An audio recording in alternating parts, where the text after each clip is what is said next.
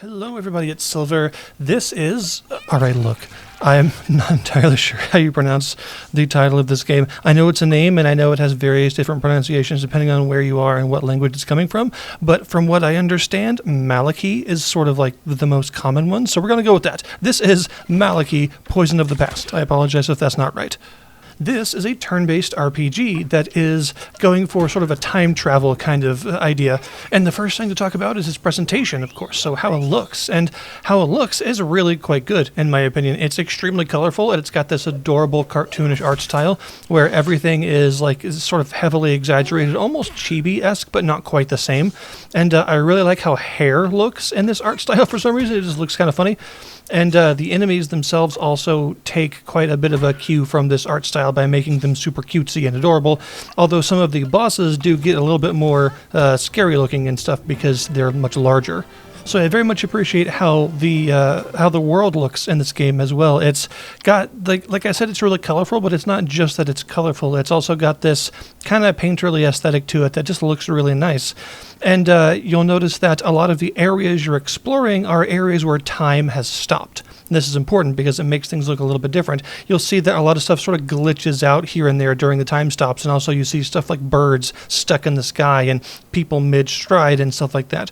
So this ultra-colorful, cartoony style matches pretty well with this sort of, this idea of time being stopped and everything looking in a very specific way that makes it just very adorable, but also occasionally a little bit creepy, and I think that's deliberate. This game, only sometimes, but very occasionally it looks sort of creepy, and it's down to, I think, the fact that you're in these areas of stopped time, so everything is kind of quiet and disturbing. So there's a little bit of creepiness that's just on the edge of things here and there, in between all of the lovely colors and the cutesy, exaggerated animations that all look really nice. Enemy attack animations, as well as your party's attack animations, all have this heavily exaggerated look to them that fits the aesthetic and is also quite nice looking. And then you've got the sound design, which is just as standout as the visual design, in my opinion, maybe a little bit more so, in fact. The game has a really nice soundtrack that is split between these upbeat combat sort of fast soundtracks that have a little bit of guitar, a little bit of percussion going on in there, and are just very energetic. And then you've got the other side of things, which is the exploration-y soundtrack, which is really chill, kind of calm, again a little bit creepy here and there, especially when it comes to certain sounds being sort of stretched over time, like bells and stuff, where you go to like a church during the stopped time sections, and the sound of its church bell is like peeling out through multiple layers of time, and it sounds kind of weird.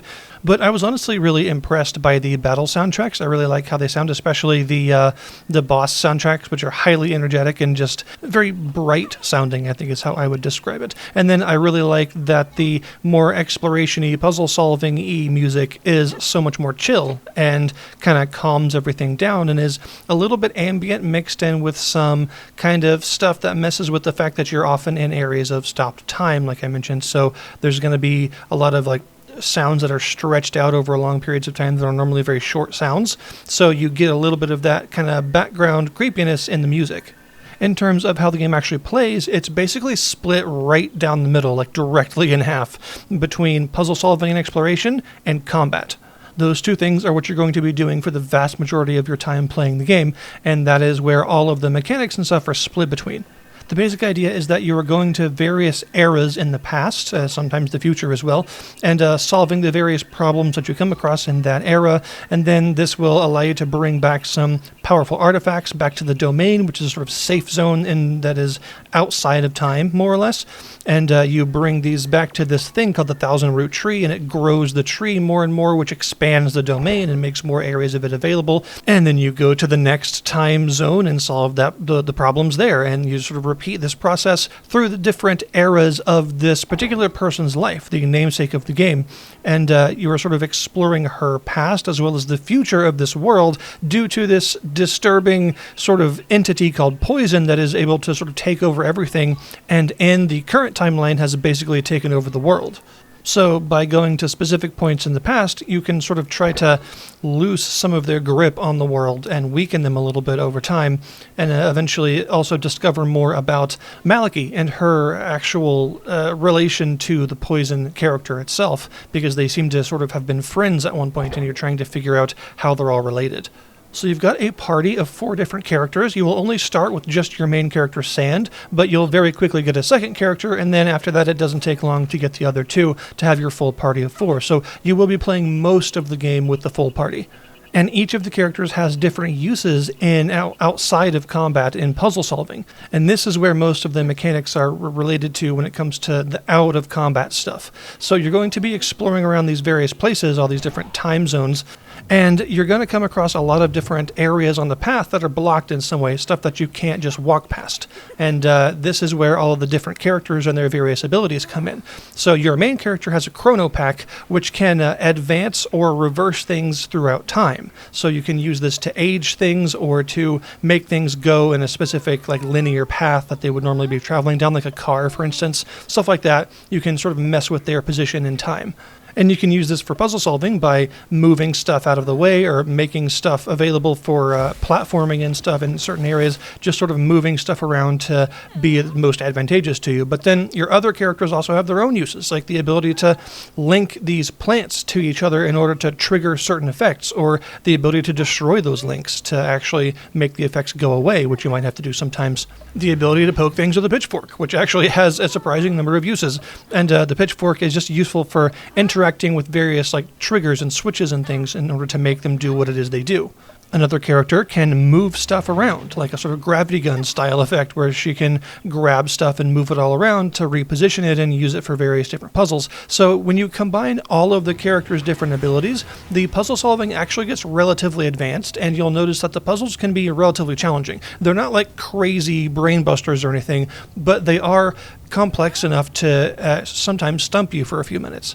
And then, it all really comes into its own when you get all 4 characters. That way you have the full tool set available for what each person can do. And at that point, the puzzles are allowed to get a lot more complicated. So this is where, a lot of the fancier stuff is going to be happening. And I do like the fact that quite a bit is expected of you during the puzzles in terms of memorization, but not in terms of stuff like reflexes. They're not timed. There are certain small bits of certain puzzles that have a little bit of a timing element, but you'll find that the difficulty from the puzzles does not come from timed stuff. There just occasionally is some stuff like that, but for the most part, it's about logic puzzling. Trying to figure out how all the various pieces you've been given fit together with your character's abilities to allow you to solve your way through that specific area. Sometimes also when you return after a boss battle and you get this breath of life that you can give to the tree to make it larger, the tree's domain will start to expand, and you'll have to go into an area of frozen time and finish expanding it in order to get more of the domain unlocked. And about half of the time, these expansion areas are like advanced puzzles, just full of lots of puzzles for you to solve to continue and actually expand the area. The other half of the time, they're combat. So we've got to get into the combat system. The combat system will be very familiar to you if you've ever played like a party-based JRPG before. It is very much one of those. You've got 4 characters. Each character has their own list of different skills and abilities, and there are 4 different damage types that you'll be juggling between to try and always be hitting enemies' weaknesses whenever you can. Although some enemies don't have weaknesses, but a lot of them do have resistances, so you have damage types to avoid. You've got a sort of basic normal damage type that all of the characters' basic attacks does. You've also got tech damage, kinetic damage, and nature damage. So one of the smart things you can do when you battle a new enemy is just attack them with one of everything and see how they respond to each element type. Once you know how they respond, it'll be recorded and it'll show whenever you hover over that enemy type again, so you don't have to remember it all. It does actually record it for you, which is handy. So at first, the combat system seems fairly normal for a turn-based RPG. It works exactly like how you would think. But there are a couple of extra elements relating to this game's time manipulation shenanigans that changes a bit of how it works. You've got this party-wide resource that you'll build up just by taking turns, although you can also choose to focus a turn, which will build up a whole bunch of it at once if you need to. And you can spend this resource on different time manipulation powers. The one you start with is the ability to sort of shunt a character to the left or to the right in the turn order. And since it is their turn, if you shunt them to the left, then it will be outside of their turn, which will cause them to heal a bunch of resources for for 1 turn and also get a dodge boost until their next turn comes. But you can also move things forward, which can cause turns to sometimes overlap. Both your characters and the enemy's turns can overlap and actually be taken at the same time rather than one at a time as is usual in a turn-based combat system. So if one of your characters and an enemy takes their turn at the same time, then the 4 abilities that you can equip them with turn into defensive variants. Not every ability has a defensive variant, but a lot of them do. And you can use the defensive variant during these simultaneous turns. And this will cause you to do things like defend against an enemy's attack or counterattack them and things like that. So they can often be quite powerful effects. And if 2 enemies get their turns, then they simply act at the same time. It's not really a good or a bad thing. It just allows them to act together. However, if 2 of your characters get their turns at the same time, then they both get to choose one of their 4 abilities. And there are actual skill combo abilities where a specific combination of 2 abilities will react to each other and create a third, more powerful thing that your characters can do. These are almost a little bit like limit breaks because you have to work your way up to being able to use them, and they're often quite powerful. But once you memorize which skills work together to create these big synergistic boosts, you can do a lot of damage with them. You'll also eventually get the ability to craft these nozzles, these sort of powerful thingies that every character can be equipped with 1 of. And when you equip them, it allows them to spend some of that time resource in order to enhance their basic attack in some way.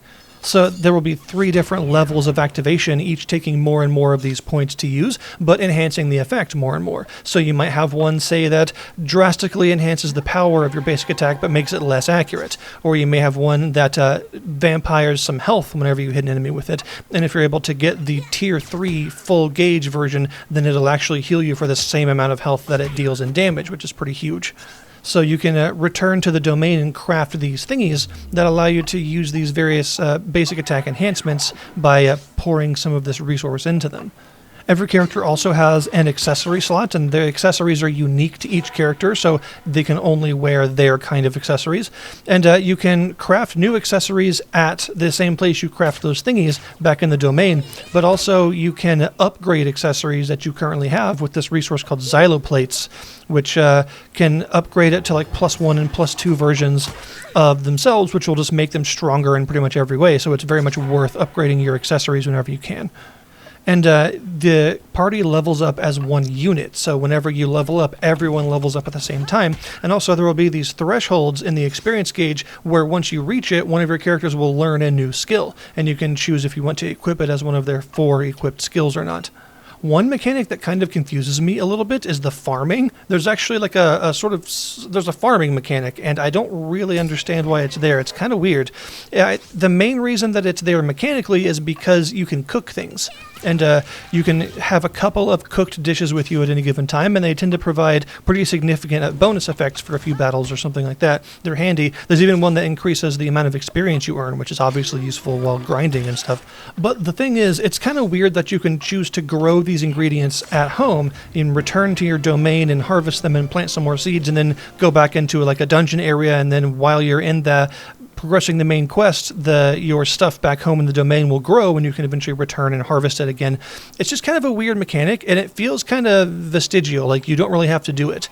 The cooked dishes are pretty handy, but you can get a lot of ingredients just by harvesting what's already there in the domain when you expand it, and also you can get some ingredients while walking around in the story areas.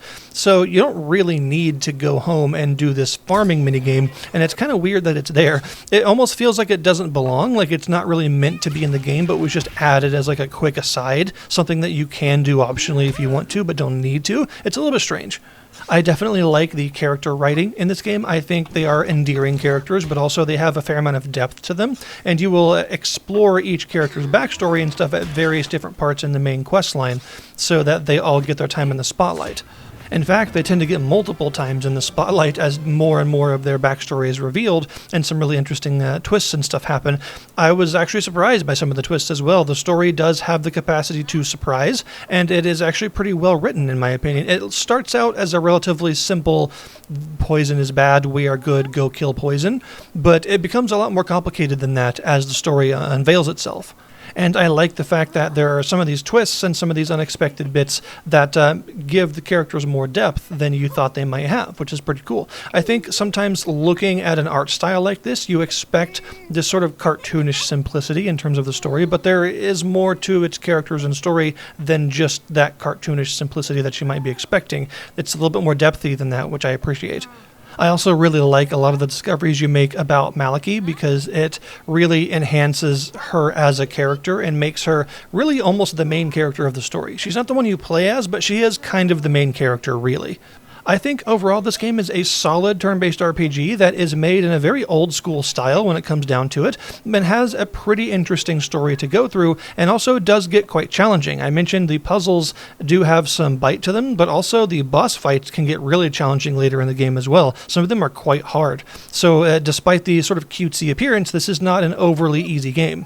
I personally have no difficulties recommending the game if you're looking for a good turn-based RPG to pass some time. It is quite a good one indeed, and it's got enough going on, enough gears turning to make it quite interesting for its runtime. So I'll put the link in the description below this video to the Steam store page for this game if you wish to check it out yourselves. Thank you guys very much for watching, and I'll see you next time.